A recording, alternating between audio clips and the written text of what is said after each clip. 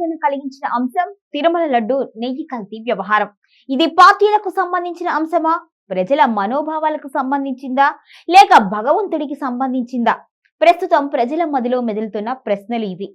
ఇక్కడ భగవంతుడు, ప్రజల మనోభావాల కంటే పార్టీలు, వారి రాజకీయం, వారి స్వలాభం ఎక్కువగా కనిపిస్తుంది. తిరుమల లడ్డు నెయ్యిలో కల్తీ జరిగింది అనేది ఆధారాలతో రుజువైన నిజం. అయితే ఆ కల్తీ పదార్థాలు ఏమిటి అనేది మాత్రం ఎవరికి నచ్చింది వాళ్ళు చెబుతున్నారు. గత ప్రభుత్వం మీద ప్రస్తుత పాలకుల మీద గత పాలక వర్గం తీవ్ర విమర్శలు, ఆరోపణలు చేస్తున్నారు. కల్తీ నెయ్యి వ్యవహారం ఒక్కసారిగా వెనక్కి వెళ్లి హెరిటేజ్ సంస్థ తెర మీదికి వచ్చింది. చంద్రబాబు కుటుంబానికి చెందిన హెరిటేజ్ సంస్థ ఇందాపూర్ డైరీ నుంచి టీటీడీకి నెయ్యి సరఫరా చేస్తుంది అనేది వైసీపీ ప్రధాన ఆరోపణ. నెయ్యి కాంట్రాక్టు కోసం చంద్రబాబు దిగజారుడు రాజకీయాలు చేశారు అని ఆరోపిస్తుంది.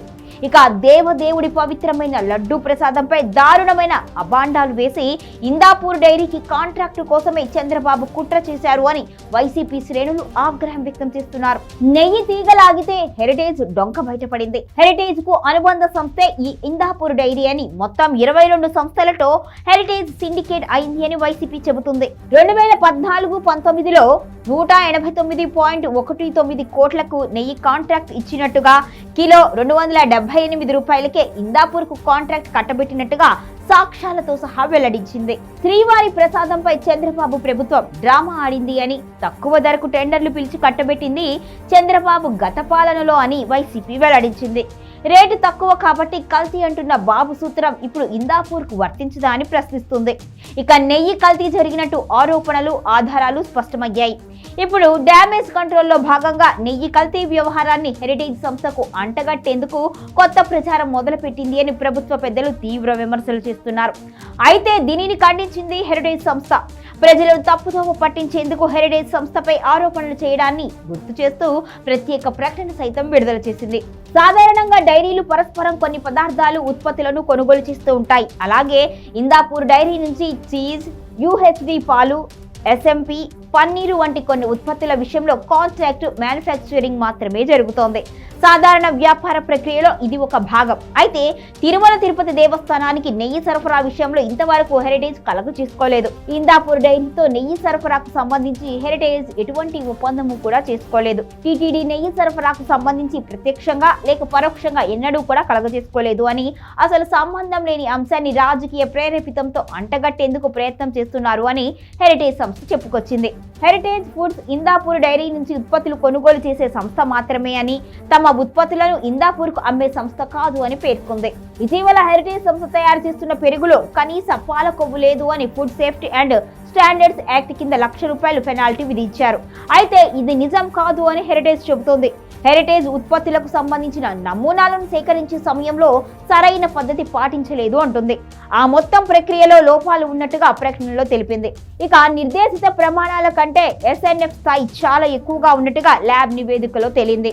అయితే పెరుగులో వెన్న శాతం తగ్గించి లాభపడాలి అని హెరిటేజ్ సంస్థకు లేదు అని హెరిటేజ్ సంస్థ స్పష్టం చేసింది. భారత స్టాక్ మార్కెట్ లో ప్రముఖ డైరీ సంస్థ హెరిటేజ్ ఫుడ్స్ షేర్లు భారీగా పతనమయ్యాయి. ఇంట్రాడేలో 10% వరకు తగ్గడంతో ఇన్వెస్టర్లకు నష్టాలు వస్తున్నాయి.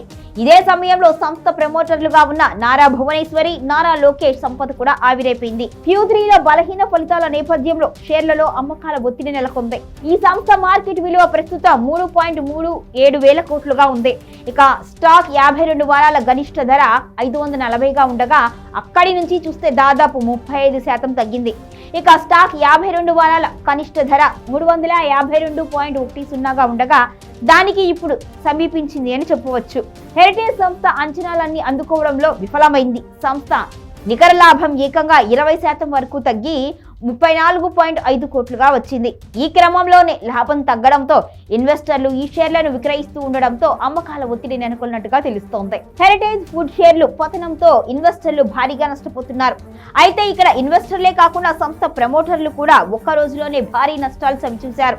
ఈ కంపెనీని ఏపీ సీఎం నారా చంద్రబాబు నాయుడు స్థాపించినా ప్రస్తుతం ఆయనకి ఇందులో ఎలాంటి వాటా లేదు, పదవిలోనూ లేరు.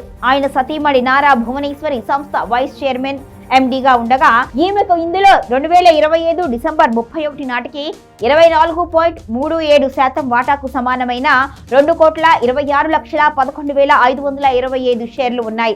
ఇంట్రాడేలో 10% వరకు పడిపోగా ఆమెకు ఒక్కరోజే ఏకంగా 86 కోట్లకు పైగా నష్టం వాటిల్లింది. ఇక మరో ప్రమోటర్ చంద్రబాబు భువనేశ్వరి తనయుడు నారా లోకేష్ వాటా 10.82%గా ఉండగా మొత్తం షేర్లు 1,37,453గా ఉండగా ఈయన సంపద 38 కోట్లకు పైగా ఆవిరైపోయింది. ఇక లోకేష్ సతీమణి నారా బ్రహ్మిణికి 4,30,952 షేర్లు ఉండగా ఈమెకు కూడా కోట్లలో నష్టం వచ్చినట్టుగా తెలుస్తోంది. లోకేష్ బ్రహ్మిణి కుమారుడు దేవాంశ్ కూడా 56,075 షేర్లు ఉండగా 21 లక్షలకు పైగా నష్టం వచ్చినట్టుగా తెలుస్తుంది. నాణ్యతా ప్రమాణాల విషయం హెరిటేజ్ నిబంధనలు ఉల్లంఘించింది అని ఒక్కసారిగా వార్తలు బయటికి రావడంతో డైరీ ప్రోడక్ట్ల అమ్మకాలు భారీగా తగ్గాయి. హెరిటేజ్ కు సంబంధించి ప్రభుత్వ పెద్దలే నాణ్యత గురించి చెప్పడం, బ్రాండ్ ప్రమోట్ చేయడంపై రాజకీయ విశ్లేషకులు విమర్శలు గుప్పిస్తున్నారు.